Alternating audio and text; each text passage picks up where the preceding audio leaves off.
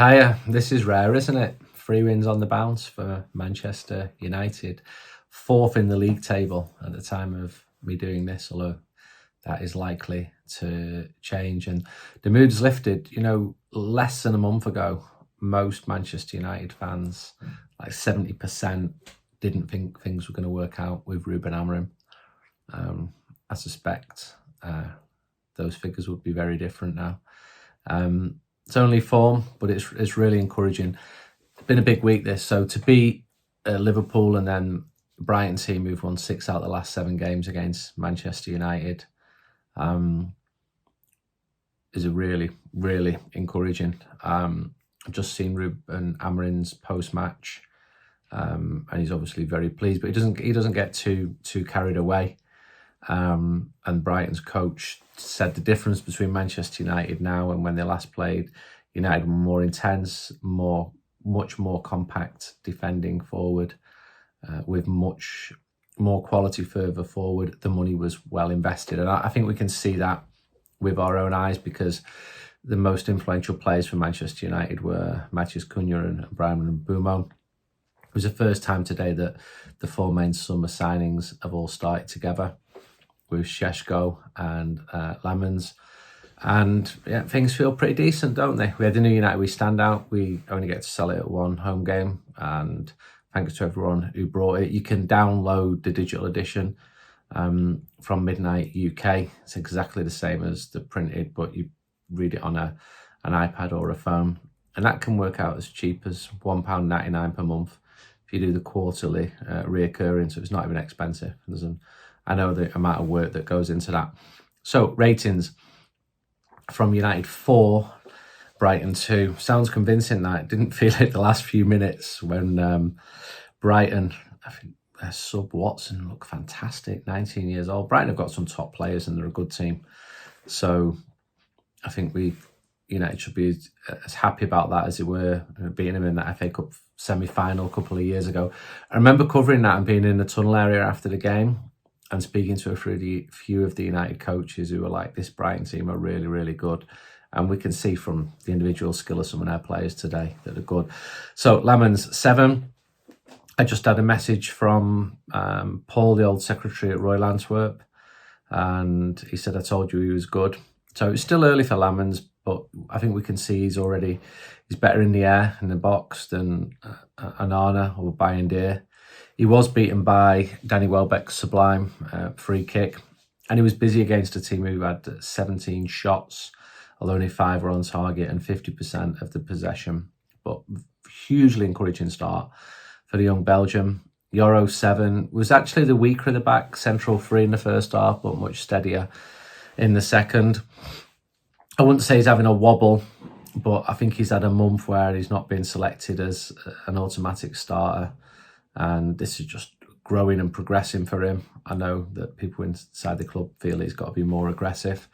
De Ligt 7. Sorry, you go mad, don't you? When a 9.6 for De Ligt. Welbeck got around him in the 7th minute, but then the Dutchman got in front of the former Red after 64 minutes to see a dangerous cross out. Crowd roared approval after 1 second half tackle. He's doing really well, De Ligt, this season. Long may it continue. Shaw 7. The back line changed after 10 minutes because they were leaving too much space, and that was a worry, so it was good to react to that. He made a key interception which won the ball and led to the second. There's a little bit of contact, but not enough.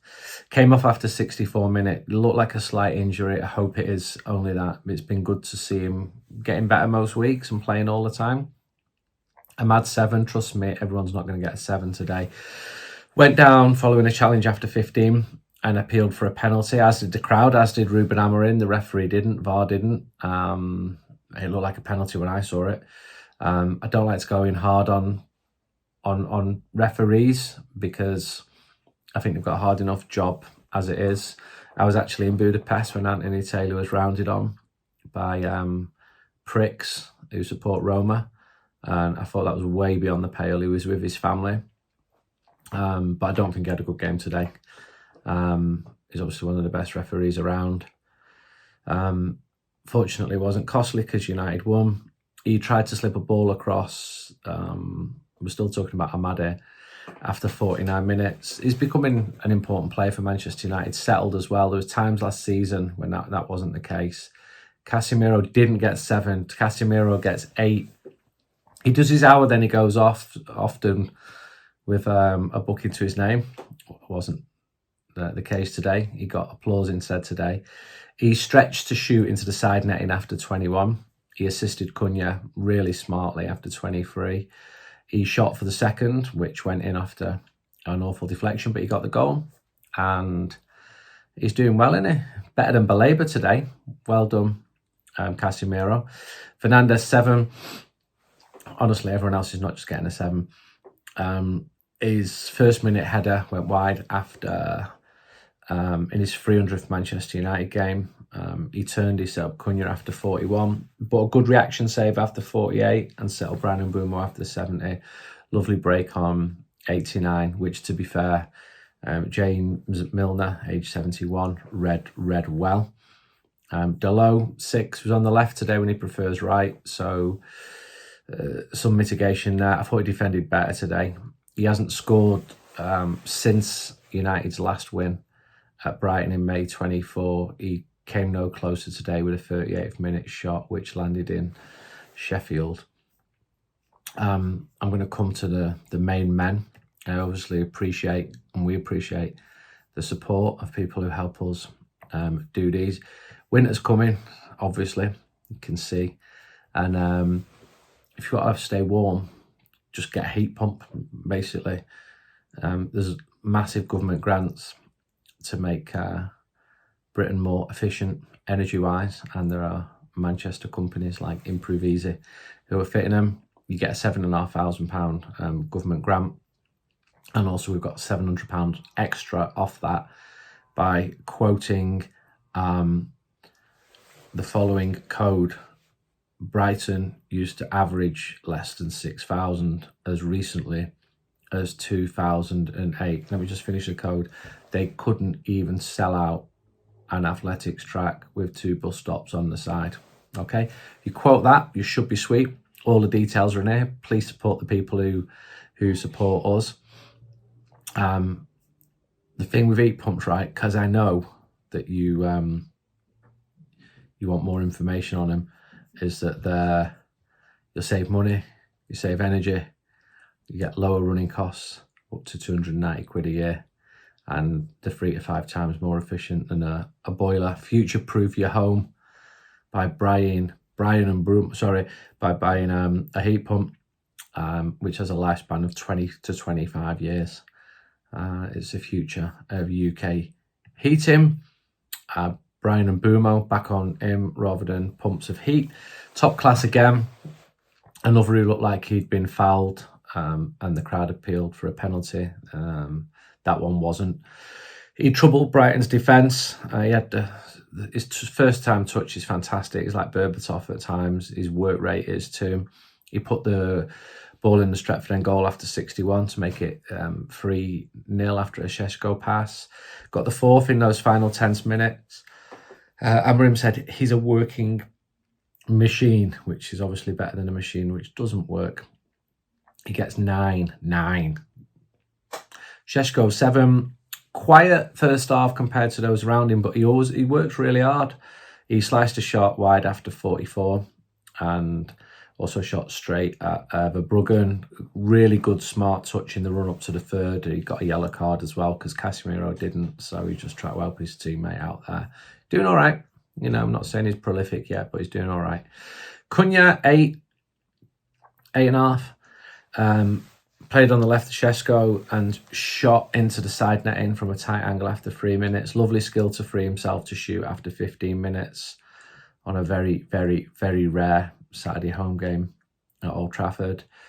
Was searching for his first United goal, and that came after 23 minutes with a perfect first touch and then a powerful bending shot into the far corner. He came back, he was working hard and he slid in on Mitten after 30. Looked like it was going to be a penalty, but then he pulled his legs back that he was back there showed his work rate. So him and Mbeumo were the standouts for me today, and notable mention for Casemiro, which I've obviously mentioned notably. Subs, Heaven 6 came on for sure after 64. United has started to rock, but he put the ball through to Mbeumo for the 4th. Yeah, I think I've got that right. Good is getting minutes, really encouraging for a young player. Dorgu 5 came on for Ahmad, and 70 was booked within seconds. Brighton boss Herzl thought it should have been a red. Yeah, well, some people think the moon is made of cheese as well. Menu 6, he's just looking like a player who's not starting all the time. Came on for Casemiro after 70, and he stumbled, which led to a Brighton goal. Ugarte 6 on for Cunha after 82 minutes. United became a lot more compact than they needed to because Hove and Brighton Albion. Why can't we call them Hove and Brighton? Who says Brighton come first? They had a period of dominance. Again, they've got some top players. Xerxes came on for 82, got a few touches, stretched intelligently for an 87th minute ball, but he did lose his man for Brighton's second. So, in summary, really good afternoon. 4 goals, 3rd consecutive win. Manchester United look like they're starting to motor. When I'm watching them, I'm still thinking, the confidence is still fragile because we're coming off a really low base, but hopefully it will continue to build. Next game is against Forest and then Tottenham away, because obviously we don't play at Old Trafford these days. It's a bit of a shame that Forest have got a new manager because they were really struggling. But United will face many, many challenges, and then Tottenham, they played us in Bilbao, I think, but I'm not going to mention that. Anyway, thanks for watching. Thanks for buying United We Stand. The digital edition goes live at midnight UK. All subscription copies were posted on Friday. If you've got number 362 written on your address envelope, that means your sub expired on this issue, so please renew, and it will be in the shops on Tuesday or Wednesday. Until next time, goodbye.